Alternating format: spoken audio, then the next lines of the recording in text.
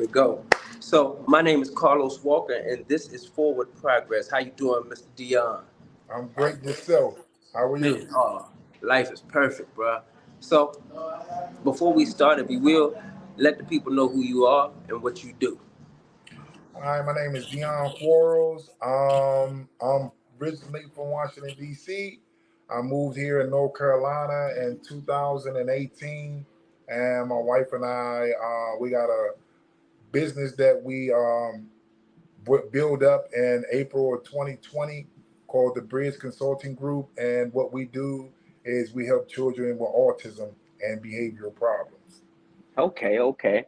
So the reason why we here, you are already familiar. This is Forward Progress, and what we show from our past experience being incarcerated. I think you told me you did how long once again? 22 years. So 22 years, but what we're gonna do, we're gonna go through the whole process before prison, going through up until maybe a youth, then sharing a little bit about how you ended up getting incarcerated, what it felt, what it was like when you was incarcerated, but now all the things that you do and how you got here. It's more of us showing and me being able to tip my hat to men and women who actually make change in their life and become the great people that they are today through our experiences. So to start off, share a little bit about your past history as a youth growing up, and then how you started getting into trouble. Growing up, it was, with a two-parent household with my father and my mom. It was a lot of things that my dad didn't believe in, or he seen things differently. My father was a Jehovah's Witness, and my mom was a Baptist.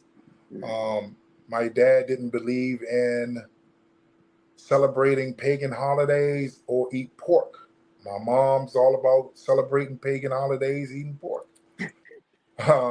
So it was always a tug of war of give and take. My father was a very abusive man. My mom's was very laid back and caring.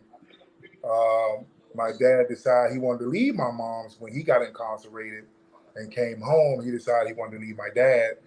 I was 9 years old. My mom's, my older brother, and my younger sister was trying to survive. My dad was the breadwinner. He was the guy who bring home the money. So my father always told me I was the man of the house. So when he left, was no food in the house.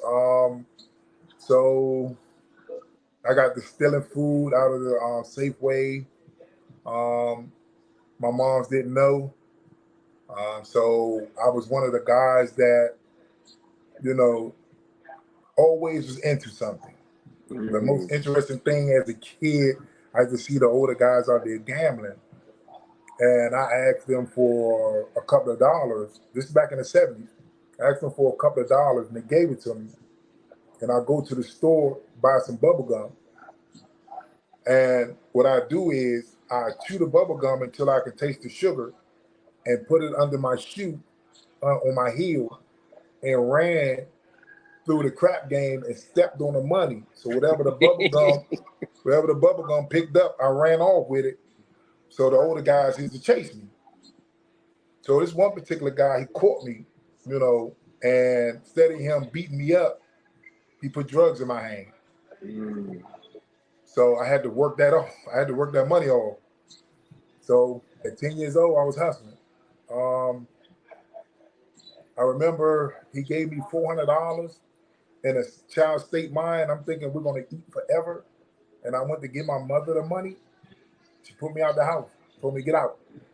At the age of 10. At the age of 10. So I've been on my own since the age of 10. Um, so that was my beginning of street life. I got locked up at 11 years old. Started smoking weed. Uh, got my first pistol. I was running the streets. And Then nobody, none of my family wanted to pick me up out the streets, but I made my bed, so I got to lie in it, as I thought. At an age 12, I thought about committing suicide. Mm. I got high off the boat that we called it water or boat back in the day, and I'm smoking it, and I was selling it, and I felt that no one didn't love me, no one didn't want me. So I put the gun in my mouth, and I couldn't pull the trigger. Mm. So I just got mad at myself because I was about to kill myself, and I got mad, and I felt from that day forth, nobody's not safe around me. Nobody. I would do anything to you. You ain't safe. And as a kid growing up in Bury Farms, everyone looked at me as a, I was the bigger child around everyone. And I just fought. I fought grown men. I fought, people, older brothers. I fought little brothers. I win, I lose, dust myself off. Cool. But I always was selling drugs since the age of 10, selling weed, then um, pot of coke, then boat, then cocaine. In and out of juvenile facility. At 16, they gave me juvenile life. I went to Glen Mills out Conkerville, Pennsylvania. I spent 2 years out there, turned 18. So, 19 years old, I caught my first murder charge and went to prison. So before we get there, earlier when me and you were speaking, you gave me a scenario of exposure. Right. And from what I hear, from what you have told me, especially just listening to this, there were some things you was exposed to as a youth that your brother, from what you told me, your brother, he was exposed to a whole different light or life, which Yes. he ended up transitioning, doing some other things that you didn't. Yes. Go ahead, share that. Okay. My brother, he's 3 years older than me. All right. He had he done a speech when he was a kid in elementary, and the speech was "I Had a Dream" by Martin Luther King that that had people to grab him and say he got potential. And what it was that this woman, she was an older woman who took interest in my brother and exposed him to what's outside the neighborhood. I was only in the neighborhood and I saw the hustlers with cars and jewelry and money and women. Where my brother, he saw people out there that doctors, lawyers, and people in that, and he wanted that type of life, not the life that I was seeing. So my brother had more exposure than I did. Mm-hmm. Um, so my brother is the only one out of his siblings went to college.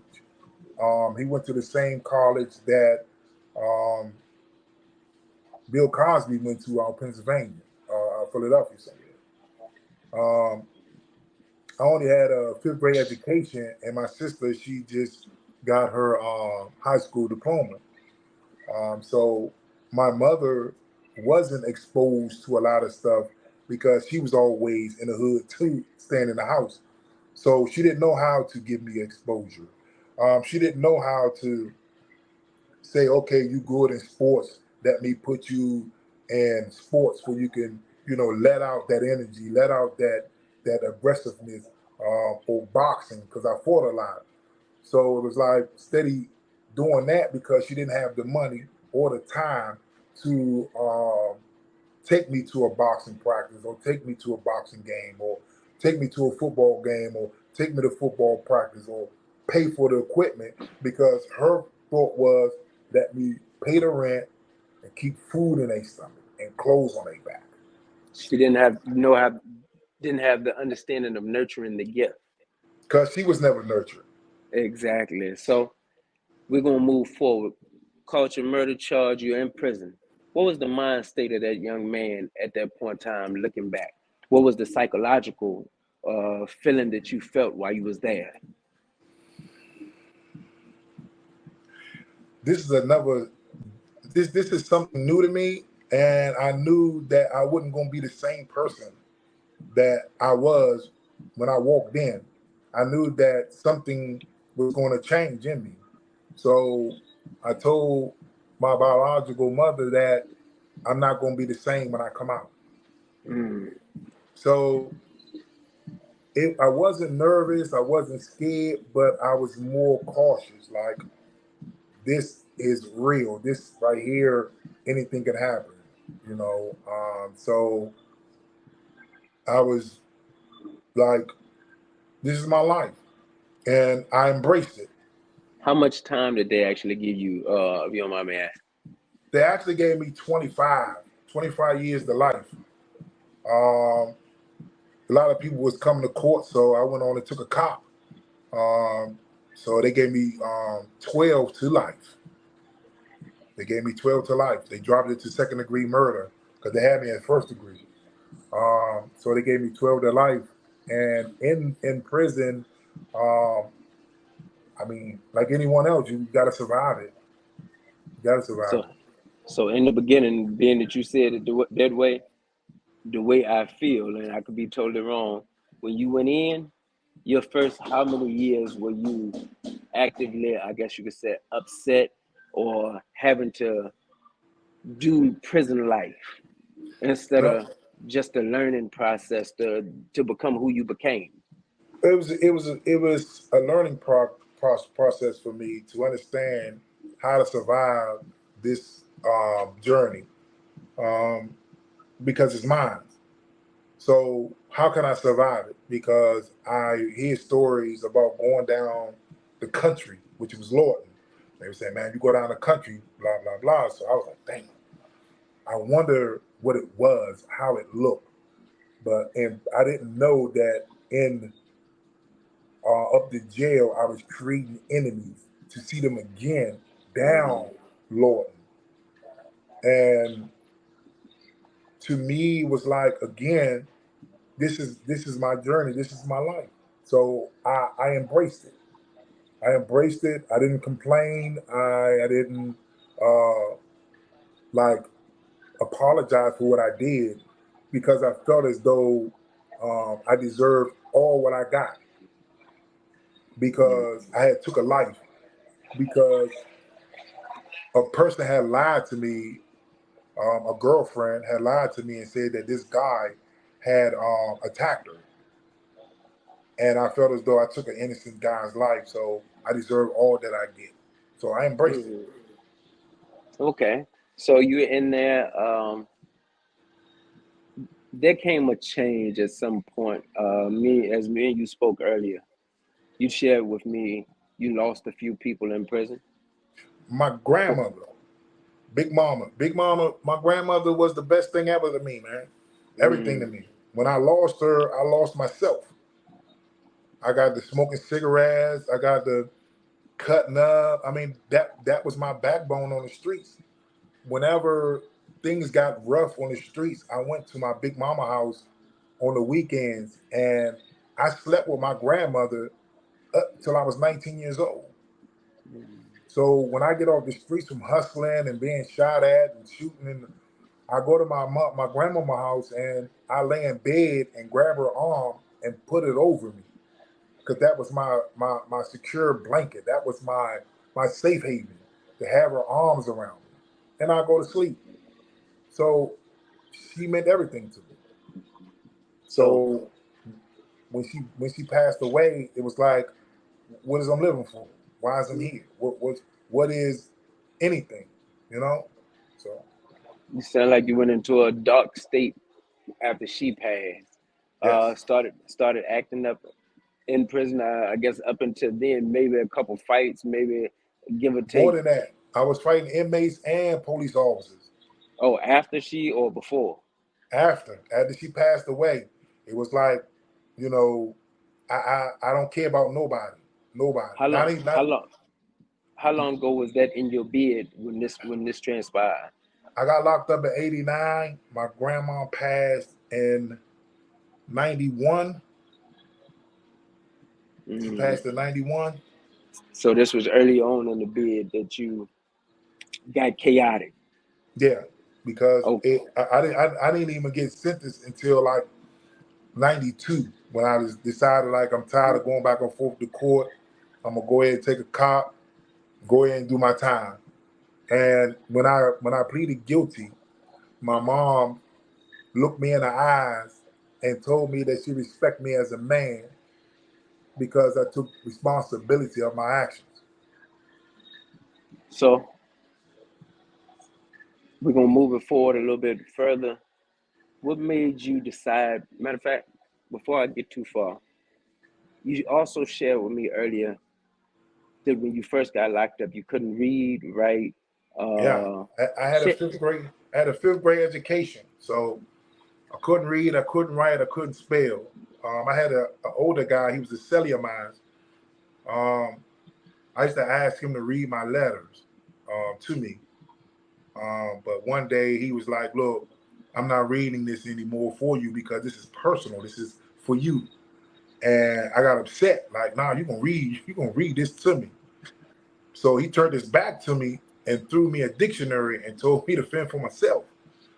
But I'm so mad because I'm like, even if I do find that word, I still can't read it. So, guy became a good friend of mine. Uh, we and him got to talking because he seen that I wanted to fight my celly. So he was talking to me and calming me down and everything. And I explained to him that I couldn't read. So being the person he was, because he was into religion real hard, so he taught me how to read through the Bible. And from there, it was like anything I see, I just read. I grab a book, I read it. Um, it might take me months, but I read it. Uh, yeah, that was up to jail. That was the beginning of my bid before I even got time and anything. That was up to jail. Um, so Lawton was the bigger part of my growth um, because it was like I don't know that was the biggest part of my growth. You know, meeting people, um, becoming family with them. They know my weakness and help me out with my education and meeting Muslims, meeting Buddhas, meeting all type of religious people. Uh, that being in Lawton was what transitioned me to be who I am. This was the exposure that your brother got, but you ended up getting it in prison. I heard you actually say that earlier, so that's the Right, reason why I'm right. I'm you So I'm you have all type of cultural people from Africa, from Jamaica, from Haiti, from France. I told you about Francois, he was from France. I mean, the exposure, Italians, Jews, different religions. I mean, it was the whole slew of people that you spoke to that I was never exposed to on the streets. Only thing I knew was Christianity. Now it's like, wow, it's this, it's that, Um, it have you to dibble dabble and say, yeah, I want to see what's going on with the Muslims being a Shiite or making your shahada so you can become a Muslim. Then from there, Buddhism. Then from Buddhism, you go to Santa Gria and it's all types of things, man. That's when I start seeing things differently. Like, wow, I wish I'd have knew this from the streets, but I realized that wasn't meant for me to learn this from the streets. It was meant for me to learn it now. so you end up going through your bid, and what pushed you to outside of the educational part? What led you to say, you know what, I can't do this no more. I have to take a different toll and make a change. And what was some of the work that you actually done sitting in prison to help after you've got educated, after you start doing your transition period? Talk about some of the work, some of the things you did with the people that was there. Well, what got me was Malcolm X. Okay. Malcolm X was in the same category as me. He was a street hustler. He was a pimp. He was all type of things. And he went in and a guy just took interest in him and boom, he wildly educated, man. It was like he was my idol. And my children. I left three girls out here to be raised by their moms, and I was inside, and I always felt as though that I get out and they're gonna be still young. I should be able to help them with their homework. So I pushed and pushed and read books at the books at the books at the books, um, talking to people, getting their point of view, um, realizing that it's more, and I want more.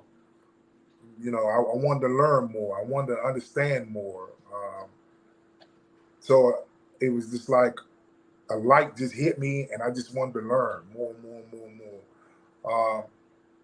And I had an older cousin, uncles, that was incarcerated with me. Um, so my older cousin, he became, he got into the more science temple, and the more science was more about your history, who you are, Mm-hmm. where you come from, about being a scientist, to break things down and have a better perspective on understanding what's in front of you. So the More Science Temple was also a great tool to use when you want to change your way of understanding and thinking. So that was a great tool for me to. So now I'm caught up on history. I love it. I love history. I love to hear people point of views when I ask questions. Just want to hear it. That's it. That's it. There's no right, no wrong in what you believe in, and what you believe was is truth to you. There's no right, no wrong. So I can only agree or disagree. Well, back to what you said, there's no right, no wrong. You can just learn. Just Because learn. no matter whether you disagree or not or agree, you still soaking everything up. Because a powerful lesson that I gave my son was don't none of us know what a man is. We don't only give you our opinion. Some men would say, hey, a real man pay all the bills. A woman don't gotta do nothing. But some people feel as though now a real man, he he works, he does this, he does that. So everyone have their own opinion on what a man is. So I can't say you wrong and I can't say you right. All I gotta do is say, man, nah, I agree or I disagree because this is how I see what a man is. You know, and we all have our opinion and it's ours. And if anyone come to take it away from you, then who is you? Mm. So prison had made me realize that you're not right when you get upset and say, nah, the streets taught me this code. The street taught me this rule. The streets taught me this, and you going against what the streets taught me. So now you become an enemy. Mm-hmm. You know, we growing up, it's like I can't stand someone that snitched, so we call him a rat. Mm-hmm. So now you got me feeling a certain way about this guy because he dibbled and dabbled in the streets and got caught up. And so now he's telling, is it his fault or mine? Mm. Because the simple fact is, I never knew who he was, even though he deceived me that he was a stand up person. So I learned a lesson to say, hey, he's not a stand up person. Mm-hmm. So that's another journey that I'm going through because someone snitched on me. Now I'm mad at that person for snitching on me. But if I never done nothing in front of him, I would have never been in trouble in the first place. so that's why I always do things on my own. I won't call a friend or a cousin or anything to say, come on, man, be my co-defender and rock. No, I'm by myself. You done implemented him to go tell on you Right. So I can't be mad at him when because he can't take the pressure. Everybody can't take the pressure you can take. Exactly. So now I'm mad. Now I want to take his life. Why? Well, I mean, I'm still in that predicament. Hmm. So my wife always tell me, "You're an old dinosaur. Don't no one thinks that way no more. You Hey, are a citizen. So by you being a citizen and you have your own business, what you gonna do? Is you gonna tell on a person, or you gonna hold it? she telling you, look, you better do what citizens do. So, Don't. but now I'm going against a person that snitched on me, and I want to take their life. So now I'm in that situation that I'm doing the same thing. Well, there goes two different ways because being a citizen, you're not in the streets. But I'm still See, telling. not really telling. You're doing what citizens do because you're not a criminal that's protecting stuff. You are a citizen. But Citizenship is different there, and I understand where you're right, coming from. right, because my background, because of my background, Yeah. right. And if I say, man, hey, police, this guy came in and robbed my stuff, people gonna be like, hold on, big boy, the way you come from, you supposed to handle that on your own. But look, this ain't the way citizens do. Look. Exactly. So now here it is. If I go get my stuff and I do, I'm back where I don't want to be no more. So what? How the question is, how do you act? But that's for another. Right. Me and you'll talk So, about that. so see that's a lot of things that I go about and try to think quickly on my feet to say, hey, I've been here. I'm not gonna say that prison is a bad thing because prison is my journey. That's my life. I'm not ashamed of it, and I would tell the whole world my story that yeah, I ain't been incarcerated for this many years. That's my journey. That's my life, and But I'm not ashamed of it. there's some other stuff that that came with me going through this journey. The disciplines of life, the disciplines of how I move, why I am who I am now, which we're about to get into. So the day you came home, because you got paroled, correct? Right. All right. What did you feel? What was the psychological thought that went through there? Woo! That was a whole new world. That was a whole new world for me. Being out here in society, that I didn't know I had post traumatic stress. That I'm on a bus and I'm feeling that I'm about to get stabbed or sliced across the face because a crowd. Because what I saw in the face is no good to be in a crowd because you can be stabbed or cut or anything happen to you. I did all my time in the feds in the penitentiary. Mm. I was in the USP. Um, I've been from the East Coast, the Midwest, to the West Coast, down to the South. I mean, I've been to probably like 18, 19 different prisons. So I was post traumatic stress, man. I kept asking and begging to go back in prison. I didn't want to be out here. I had nothing. I had nothing. No one to know who I am. I had no clothes. I had nothing, nothing, and I wanted to go back. It was scary. It was scary. Um,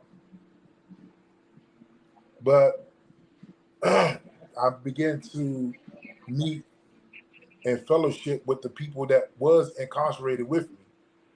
I started fellowshipping with them, and they started telling me different things, and uh, I started networking. When Mhm. I went to Project Empowerment, I bumped into the fire chief named Kenneth Ellerby, and he helped me.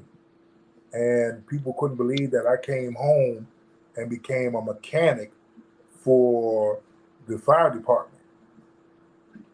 Um, all because I got into Project Empowerment, who put me in a position to have a resume because they put me in a position uh, to be a carpenter. Mhm. So they was paying me to learn how to throw up drywall and roofing and floors and I found a way to deal with the post traumatic stress by putting earphones on and eating chocolate Mm. Okay. because chocolate got dopamine in it and it makes you Mm-hmm. happy. Mm-hmm. So I ate chocolate and I focused on work, work, work, work, work, um, because everyone was out here had had time on them. Like everyone was had houses and cars and apartments, Mm-hmm. so I felt as though I'm in the back. But then I got to thinking, like, hold on, I've been incarcerated, Mm-hmm. so I had a lot of time to plan and think. I said, no, I'm ahead of them. They're not ahead of me. I'm Come ahead of on. them. Mind So state. right, so I had everything to gain and nothing to lose. Mm. So I had 2 jobs, 3 jobs. I traveled to Baltimore for a job. If you say it was a job, I'm there. Things I said I wasn't going to do, I did. Um, I had people, older woman named Sylvia Stokes. May Allah keep her in heaven happy because she passed away from COVID. This woman calls me and say, "Hey, I need you to go here and here. They're going to hire you." I met a guy that had his own business uh, doing urine analysis for people that was incarcerated. And I was like, man, think I'm gonna stand there and look at another man pee? Yes, I did. Even though I said I'll never do it, but dude was paying good money, and I needed that. And I stood there and watched a man pee. It hurt me to my heart to say, man, that you came up dirty. Gotta do my job. And it's dudes that I've been incarcerated with thought I was gonna let them go, but I'm like, nah, I gotta eat, Slim. I mean, your fault. You came in here dirty. So if it wasn't me, it'd have been someone else. So I thought to myself, if I stay here with him for about 2 to 3 years, then I can get a government job doing this because I have experience. Mm-hmm. So being out here was rough, man. I felt homeless twice. I was homeless twice, sleeping in my car. I have and I came home 2011, 2012. I had a son, newly born. Um, it was like I was thinking of him, and I can't go back to jail. I want to raise a kid. I want to raise at least one child. I don't want to be locked up anymore. I want to raise them and raise them right. And it became hard, you know. But I made sure that he was okay. I made Mm. sure he was okay. I moved him from Maryland to Virginia. Man, he still live out in Virginia. Him and his moms, they still live out in Virginia. So I made sure that them two was good. Um, but it was hard. I ain't gonna say a lot to you, Carlos. It was hard out here. You know, even though again, there was a lot of guys that was already out here doing their thing. I never asked anyone for anything, you know, but help me find a job, help me teach me how to fish, and I fish for myself. I'm glad you said that because a lot of people don't. I kind of wish you had of asked because I'm pretty sure you know some people, some good men that would have done. Mm-hmm. But you also show the tenacity that you can fight and make it. Mm-hmm. Being homeless, going through these things, having to fight past the PTSD, Mm-hmm. everything. We're gonna shift because I want to also talk about what you do now. Shep, after going through all that in 2020, tell him, well, when did you get married? Because you did a bunch of stuff before leading up to that. But Man, it's so funny. I became a mechanic, and I'm trying to become a master mechanic. And I met my wife on my job because she brought her cars into my job. So we met like in 2017. So no, 2018 we met. So me and her, we like hanging out with each other. We was, like having fun, saying we was just friends. We was having so much fun, enjoying each other's company. Things got serious when she slipped and fell on her job because she was a teacher, and she slipped and fell and messed her knee up. And this right here would show uh, who I am and who she was. So she laid up in the hospital. I'm with her. I didn't leave her side. I quit my job and everything to be beside her, to make sure she was okay, to make sure that her kids was okay. So me and her, we got together. Um, one that's we decided to take a trip to Las Vegas. We're in Vegas. I'm pushing my wife around in a wheelchair. It's hot, and boy, the Las Vegas Strip, it ain't nice to people. And that's joint long. So we called an Uber to get something to eat, and we wind up in this spot where you can get steak and cheese and French fries and all that. And oh, you can get married here too. So we decided to get married right there at the drive-through in Las Vegas. And been married ever since. We got married again. I mean, it was crazy. We got married. After we got married, found out, okay, her ex-husband, she was still married to him. So it wasn't real. So we went on and said, you know what, until this stuff is over, we're going to come domestic partners. I'm like, all right, cool, fine. Come domestic partners. Then they messed the date up. They're like, all right, y'all messed the date up. So we wound up moving down here together and got married again in 2022.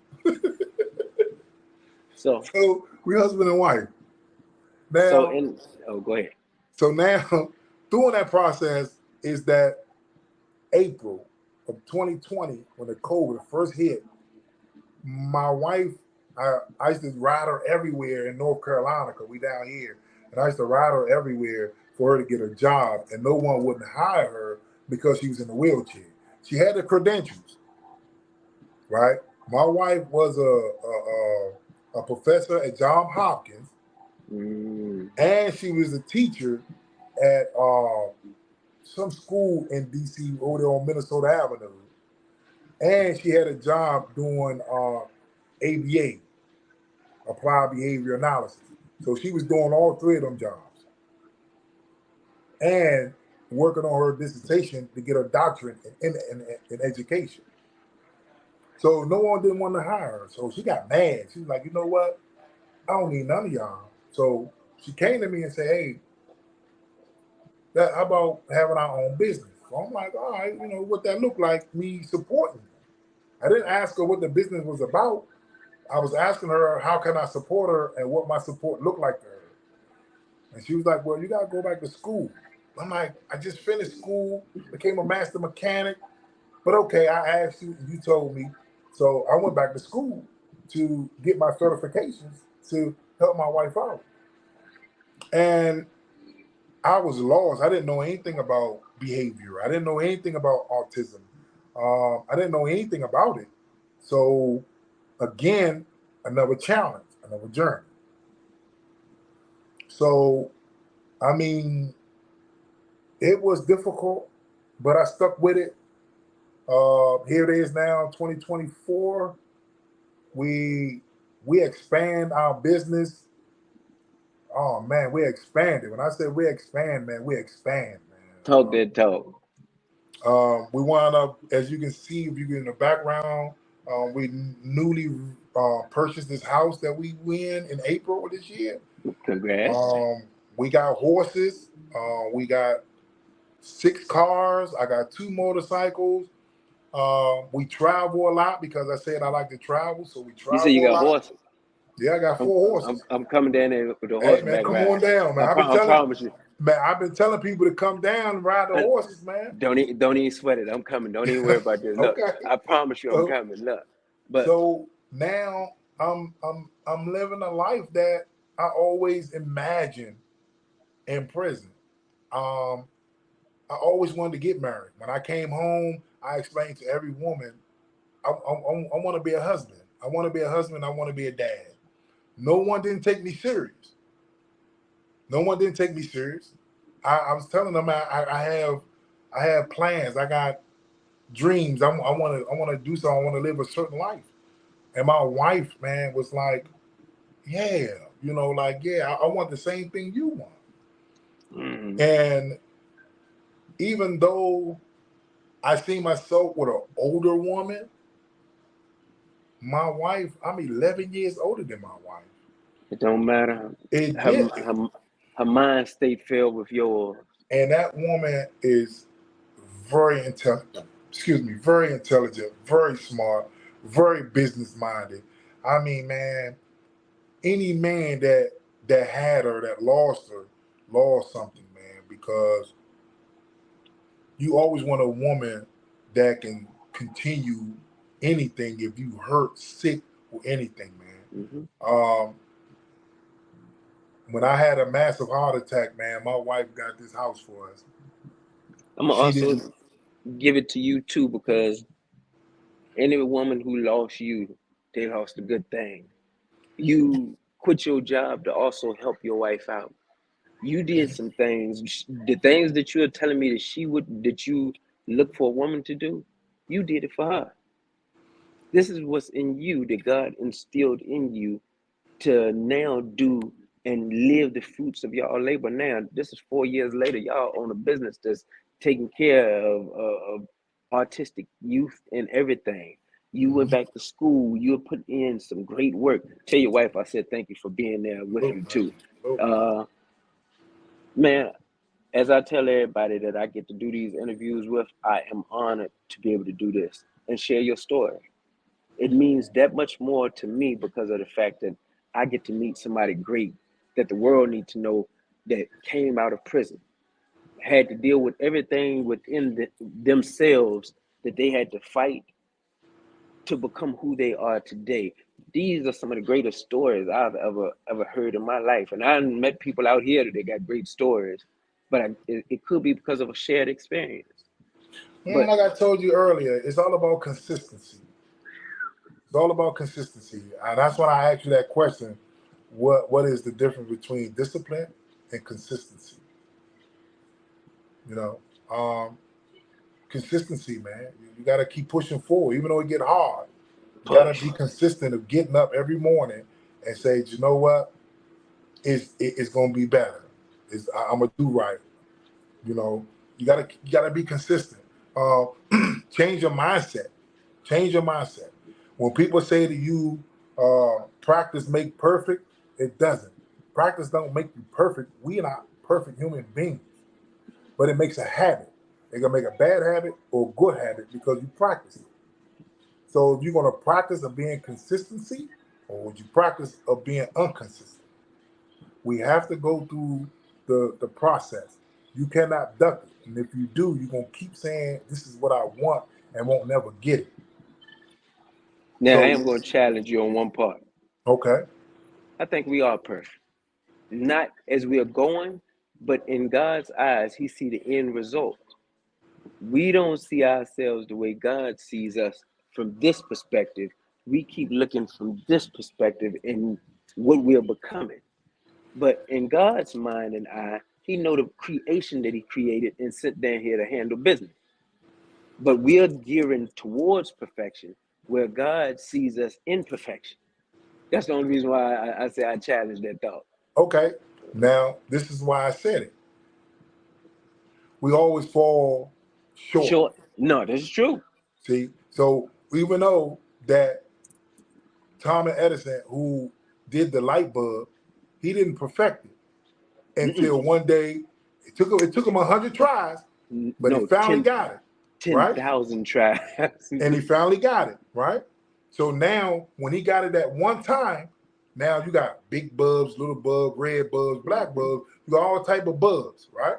Now, how long do you think that a person could perfect anything in his lifetime? Oh, it's gonna take a long look. Probably nothing but one time, as you said, So, but the but how many times is it going to take it? How many years? forever. So Don't. here it is that that's what I mean by Mm-hmm. perfect, because we're gonna always fall to the wayside. Mm-hmm. Remember, uh, Jesus got tested, Come on now. right? He got tested. He was like, "Take this from me. It's too much. Take it from me. Take it from me." But if God would have took that from him, what would have happened then? Mm. So we can never be perfectionists. Nothing will Not be perfect. perfected. Only in like I said, I only look at it from God's viewpoint, Right. not God's view. mine. Because Not look, mine. I Not know mine. my view. Not Look, I mine. promise you, But yeah, we I gotta ain't keep changed. going. We gotta keep going through and keep going through and keep beating our There heads, you keep go. falling and standing up and keep going until one day, yes, we're gonna get it right. We're gonna So get it right. before we end, I want to ask you that you leave the people with a word of wisdom. Give them something that, if you have just come home, if you are a young person, whatever, somebody out here that just needs something that will keep them stripping. I already know you already gave the consistency part, so I got to make All sure right. you don't So throw me that one. what I'm gonna give you is what I decide to live by. When the decision is hard, that's the right way to go. Embrace it. All right. There's plenty of times that I had to make a hard decision, right? Not to do the things that I used to do to get money, right? So sometimes, yeah, I fall short and want to do things that how I used to do things. So, but I have to go through that process, which is hard. When my bills come up, I don't have the money to pay it. I gotta say, I gotta trust the process. Mm, So when that decision is hard for me to say I'm gonna trust the process to get this money to pay my bills, it's hard to say no. I'm not gonna go back in the streets and make that quick buck to pay the things that I need to pay. I'm gonna trust the process. So trust the process. When it's hard, when the decision is hard for you, trust the process, man. Keep going. When it's hard, it's the right thing to do. It's easy to fall back into the victims of going back to jail. It's easy to fall back into being a thug or a gangster. It's easy to fall back into the game to sell drugs, but it's hard to To say, do the you know right thing. what? I'm gonna do the right thing and go the opposite way. So, word of wisdom that I use when it's a hard decision, it's the right decision. I love you, man. Look, Peace and blessings, man. We're gonna conclude here. I want to thank you for joining me and for being the great person that you have become, man. Because I know it's hard to not go back. I thank you for making the right choices and taking the hard decision and making and becoming who you are now. You're successful. If ain't Thank nobody else seeing success, everybody need to see your success. thank you And for giving us the platform to speak, to hear our voice, because we don't have a voice. Thank you for giving us that. Thank you for showing the world that we can change. Thank you for letting me share my journey, and maybe someone, maybe one, maybe two would say, you know what, I'm gonna do what he did, but I'm gonna add something to it.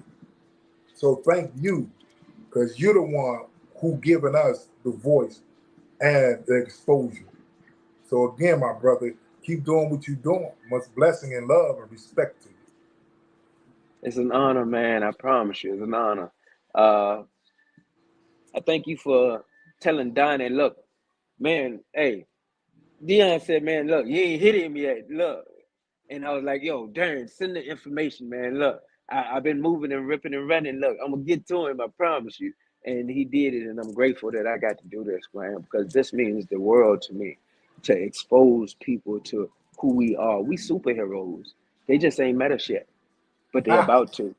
yes. So I'm gonna leave that with you. My name is Carlos Walker. This is Mr. Dion Qualls, and this is Forward Progress. Love y'all.